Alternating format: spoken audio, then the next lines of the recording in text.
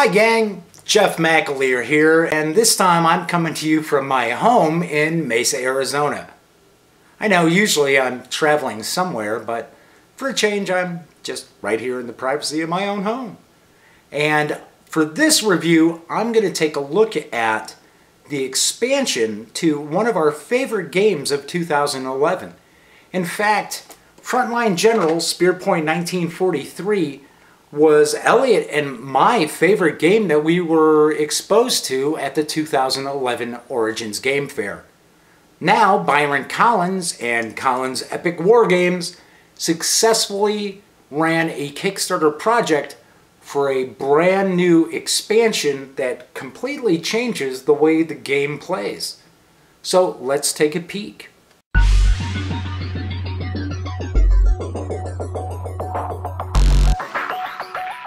Frontline General Spearpoint 1943 is one of the favorite games that Elliot and I were exposed to at the 2011 Origins Game Fair. And I have to say, it's very rare that you'll see the base game of this size with an expansion this size. Just as a comparison, let's take a look inside the box for Spearpoint 1943's Village and Defensive Line map expansion. You'll see there's a pretty good hefty rule book included as well. And there's plenty of illustrations throughout, plenty of examples of play. But one thing you're going to notice too is that the rules have quick response codes.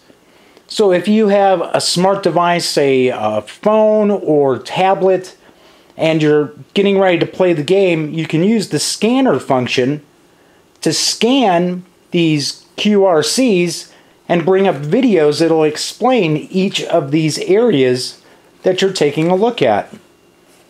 So for an example, you want some more information about movement and stacking? Right there's the QRC. You'll see a short video explaining those concepts. There's a variety of different scenarios included as well, with fiction provided by Mark H. Walker from Lock and Load Games. So you've got the rules there, some baggies as well to be able to store the counters. There's a product brochure from Collins Epic Wargames.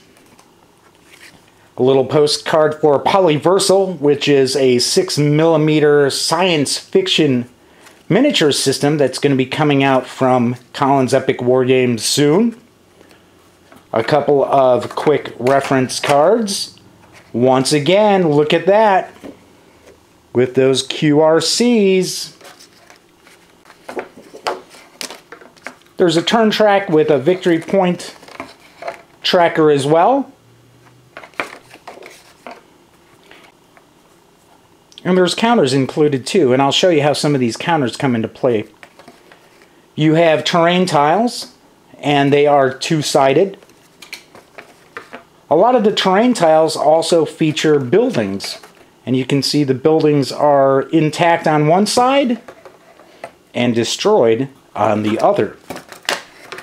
And I'll talk a little bit about the terrain tiles in the gameplay. And then you have the main board. And the main board is two-sided. There's a winter side and a spring-summer side where those terrain tiles are going to go. So that's what's included in the box itself. Let's take a look at the gameplay.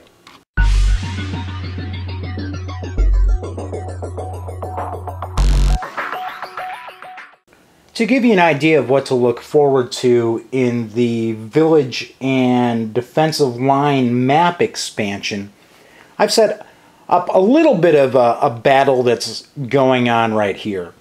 And I'm not going to rehash the rules and everything for the card game itself.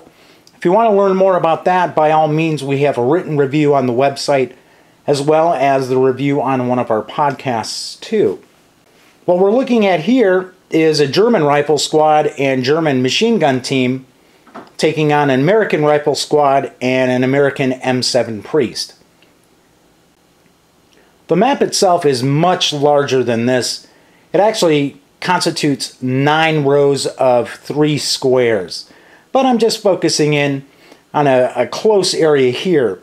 In the card game itself, you have a rear area which would be back beyond each edge of the board.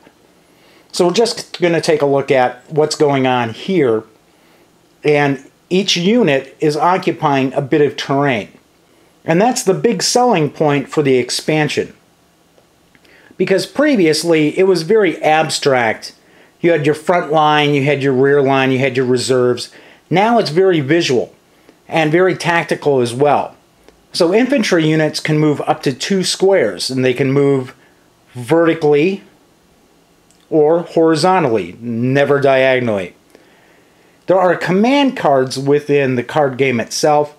You can move your infantry or armor units an additional square by discarding one of your command cards. So before we go into some of the specifics that are involved in these various different tiles, I just want to show a few of the little additions that have been made in this expansion to make the game itself, without any of this, a little easier to play. One thing that's new are these counters here. And in the card game itself, you'll point your units to the targets that they're firing at. And with enough units out on the table, it could be a little confusing who was shooting at who. So with these new counters, what you do is, this would be the target here.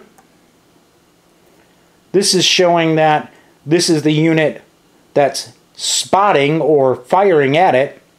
And it has the ones in the corners. So once you would make that attack, you would flip that over, indicating with the slash, it's already made its attack. Makes things a lot easier.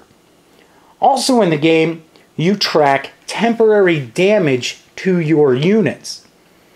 So you have to have so much damage attained by a unit in a turn to either damage it or to be able to destroy it. And a lot of times some of that record keeping could get in the way of the game. Now there are various counters that indicate temporary damage that can be utilized that you can place on the card itself.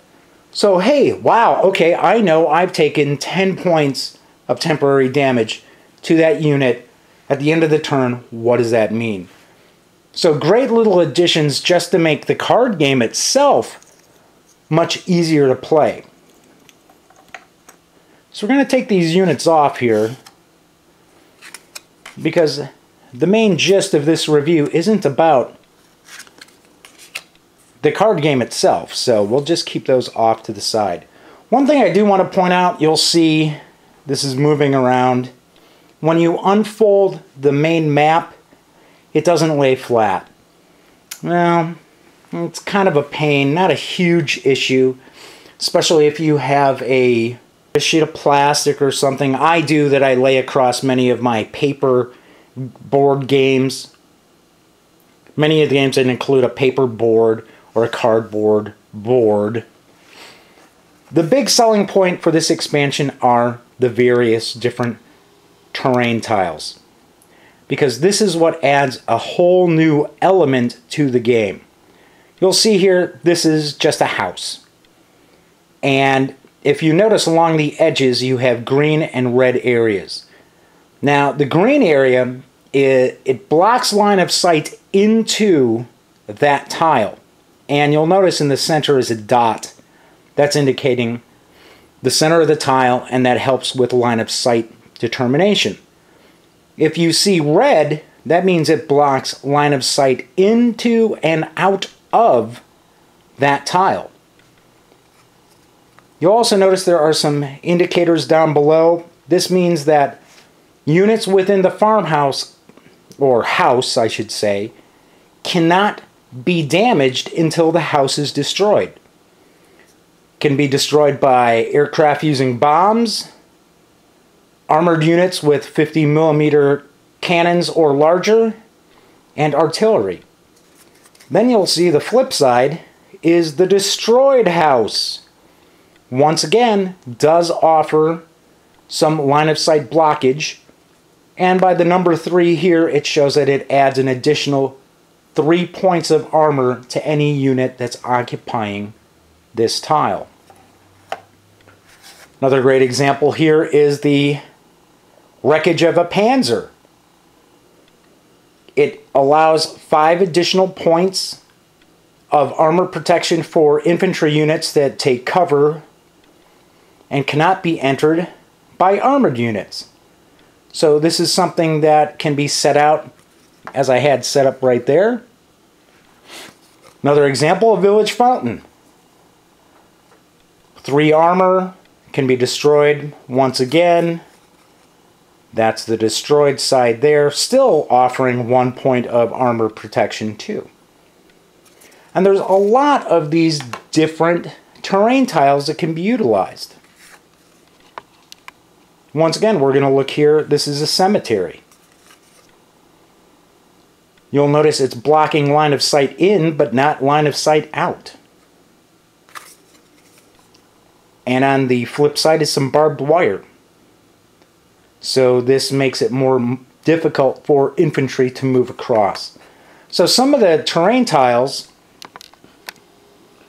actually have flip sides to them that are not a destroyed state. So for an example, that tank on the back has a field of crops, which provides some line of sight protection, but is destroyed if a tank enters those crops and basically mows them all down.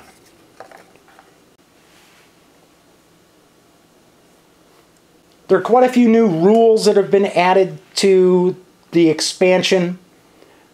Scenarios, so you can have objectives. With this, many of the scenarios, it still has the 51 victory points to be able to pull off the win, but there's also objectives and other different conditions so you can win the various scenarios.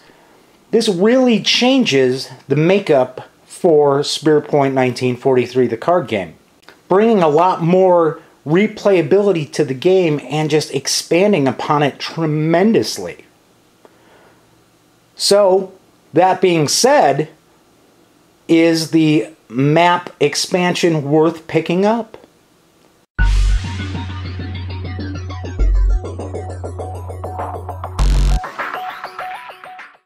So the question is, should you go out and pick up the expansion to Frontline General Spearpoint 1943 as far as the Village and Defensive Line map expansion?